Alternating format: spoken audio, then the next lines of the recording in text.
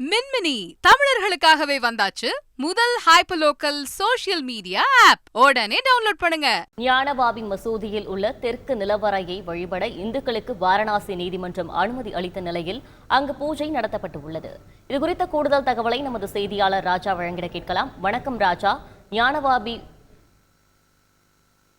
மசூதியில் பூஜை எவ்வாறு நடத்தப்பட்டு உள்ளது? கூடுதல் விவரங்கள் என்ன?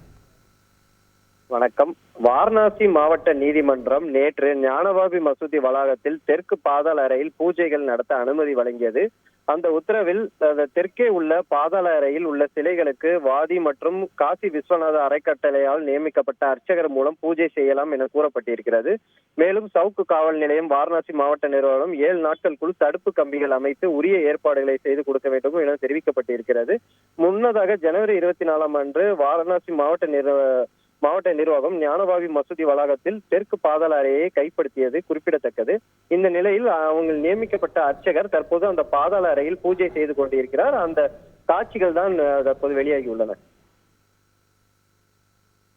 கூடுதல் விவரங்களுக்கு நன்றி ராஜா.